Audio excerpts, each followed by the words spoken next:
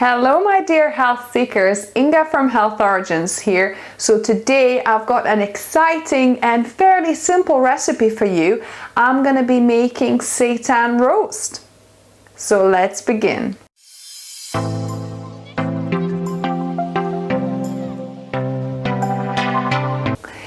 Although I would always recommend eating whole foods as much as possible, sometimes, however, we all want a little bit of variety, a little bit of change from the normal, veg, beans, potatoes, that kind of thing. And what I'm talking about is a roast. So this time is a Seitan roast I'm going to be making. So for this, you're going to need a food processor. A blender could work as well. However, I find that it's so much easier to make this in a food processor. So we're going to be making the base, like a flavoursome kind of vegetable paste, if you like, that we then gonna mix with vital wheat gluten, which is the gluten from wheat, making it kind of to stick together and giving that meaty texture. So we're gonna start with one large beetroot. You don't have to go as large as I have, but this is actually a half of like a really large beetroot. So I'm gonna add that here. You might want to chop it up a little bit as well if it's really large. Then I've got, so this has been slow cooked, and these are 3 carrots. So these are yellow carrots, so they don't look like carrots, but they are carrots that I slow roasted with the beetroot as well. So 3 either steamed or slow roasted carrots. And then you could use either beans, or I'm using chickpeas this time, but I've used beans in the previous, like kidney beans, or you could use black beans in this recipe. It would really work well too. But this time I have some chickpeas that I made myself. So this is about 1.5 cups, or use about 1 400-gram tin of chickpeas. Obviously drain the water out from them and kind of make sure it's not too wet. So I'm adding the chickpeas, then I'm gonna add a teaspoon of a stock. So this is vegan bouillon powder from Marigold, but you could use like a stock cube as well, or to keep it completely whole food, then you could just add maybe kind of half a teaspoon of salt probably.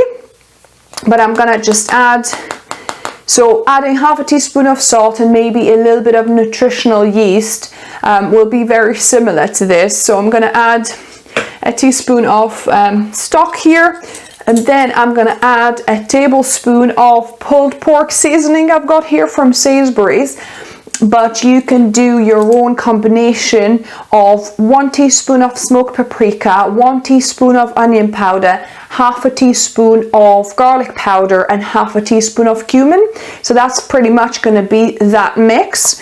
So I'm going to put a tablespoon of this meat seasoning. And then I've got a little bit of black pepper, so about maybe 1/4 teaspoon of black pepper. If you like your black pepper, you could put maybe up to half a teaspoon, but I'm just going to do a few grinds.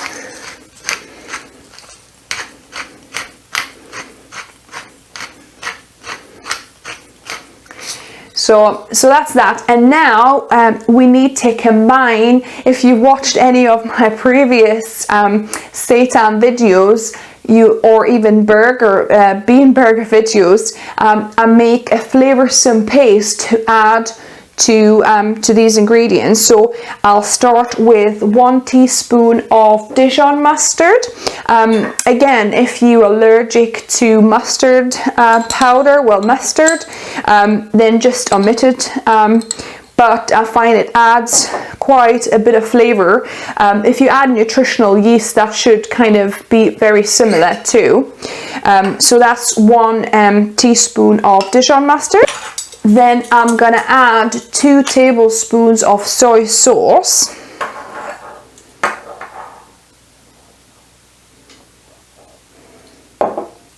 Then I've got a bit of marmite. So this is, or it's called yeast extract as well. So this kind of adds even more umami. You could replace this with miso paste as well. I don't have miso paste. I normally would add a teaspoon of miso paste, brown or red miso paste here, but you could replace it with marmite or yeast extract as well. So I'll put about a teaspoon here. And so now I've got about, you know, half of that 1/4 cup. So for the rest I'm gonna fill it up with ketchup, but you could also use tomato paste for a whole food version of this. So I'm gonna just basically add probably about a couple of tablespoons of this ketchup to fill up our 1/4 cup.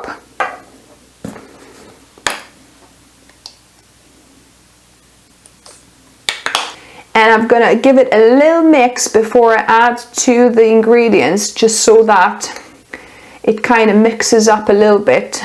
Because these kind of like this flavoursome paste and also all the spices are the key to the seitan being really tasty.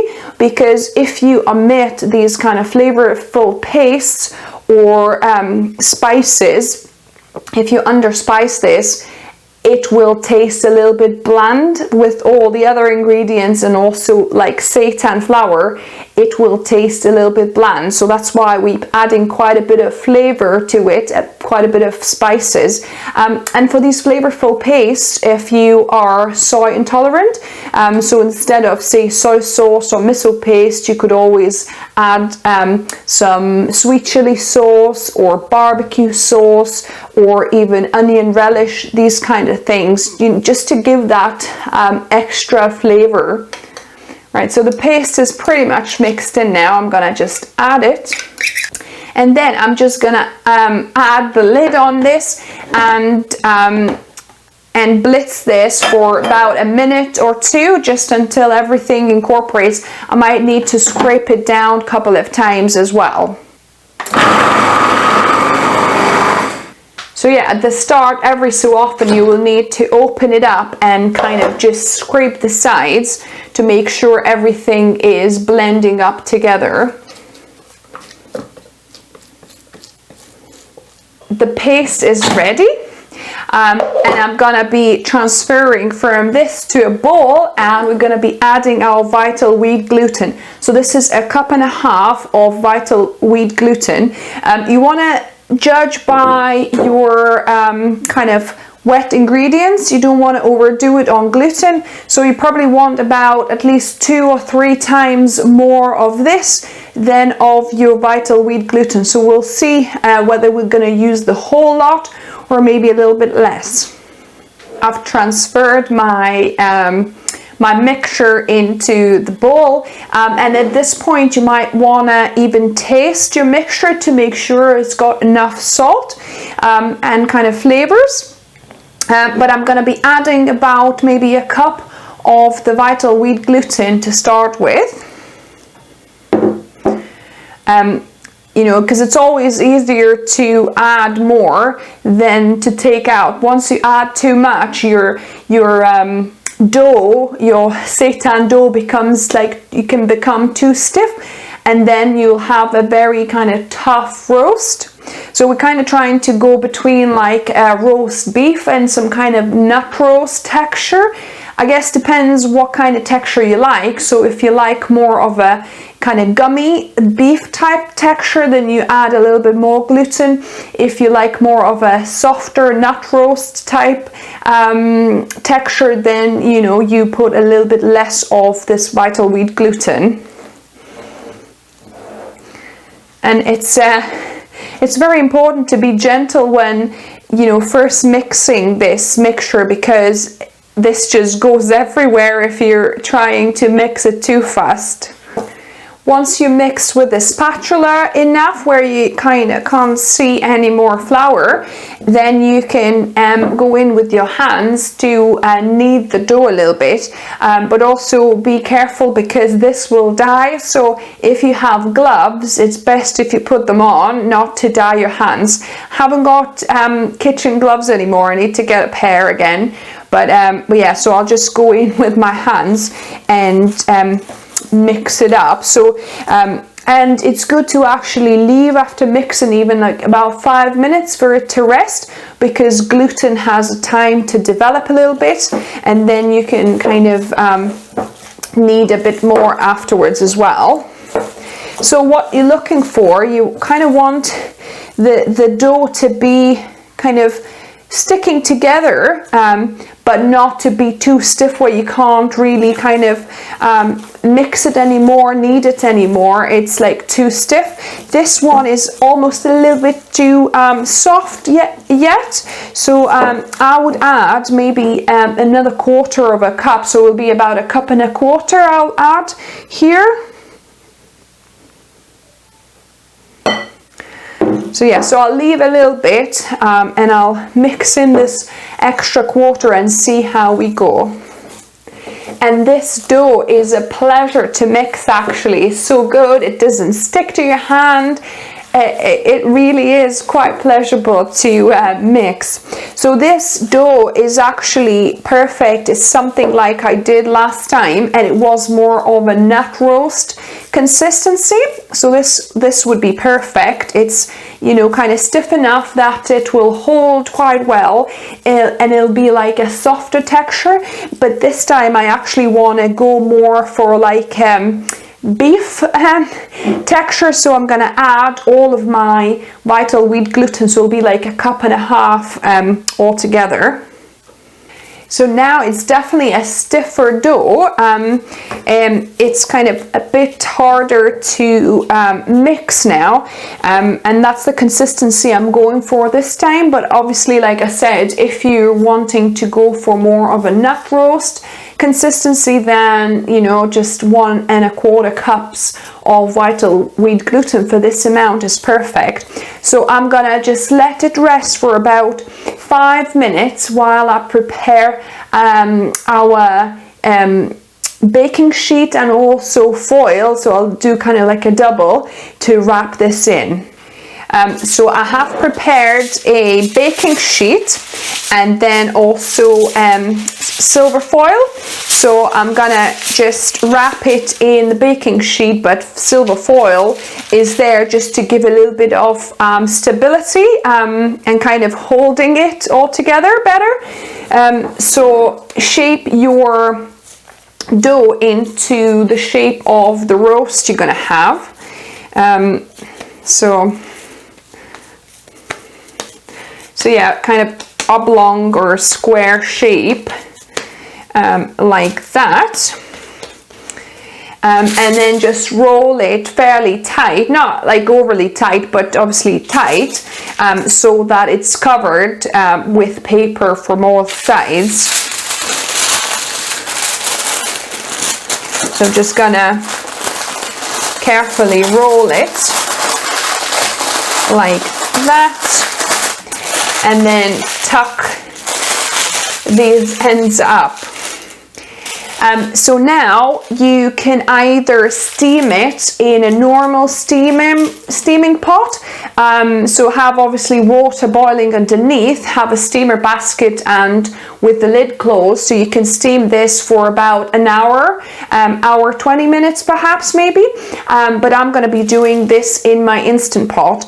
You also can do it in a roasting tin, so you could put this in a bit of water in the roasting tin, so it's kind of got maybe a centimeter and a half of water, and then close the lid on the roasting tin, and you can roast this on about 180-190 degrees Celsius for about an hour and a half as well, so that will work well. But I'm going to be doing it in Instant Pot for an hour on high pressure.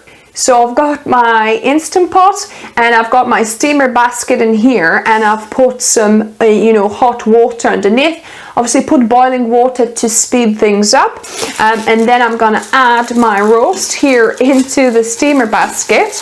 I'm gonna be closing the lid, putting it on high pressure for 60 minutes, and let it naturally release, and then we're gonna check it. So the seitan has finished cooking actually last night, so I left it overnight, so it's cooled down as well, but yeah, let's see what we have.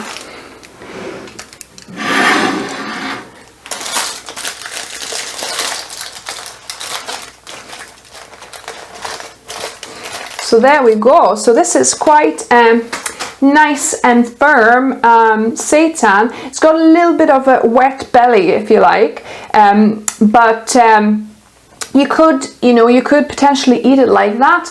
But what I also like doing, I like putting it in the oven for about 15 minutes, glazed with either hoisin sauce, barbecue sauce, or even sweet chili sauce if you like it a little bit spicier. So I've got my hoisin sauce here. So what I'm gonna do, I'm gonna just slightly coat it with hoisin sauce, and I've got my oven preheating on 180 degrees fan oven, or if it's a normal oven, could be up to maybe 190, 200 degrees, just for about 10-15 minutes, just to kind of let that bottom to dry out a little bit, and just a nice extra step with a little bit of glaze on it. I think it works really well. So yeah, so it's up to you whether you want to skip this step and just use the roast as is, but obviously for us, because it's cooled down already overnight, for us to have lunch in a bit, then that will be great for us to kind of bake it with some hoisin sauce, and it's going to reheat it as well at the same time. So I'll put this in the oven for about 10-15 minutes, and then we're going to check it. The roast is done, so I've baked it with the glazing for about 15 minutes at 180 fan oven, or 200 without fan it would be. So yeah, so have a little look. That is looking good. So this is actually a perfect texture for me. It's not too gummy, but it's and it's not too soft, so it's kind of just great. It's it'll be great with some gravy if you like it for your Sunday roast. So yeah, so let me just give this a taste now.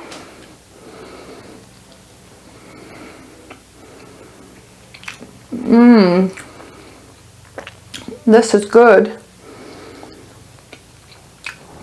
Yum.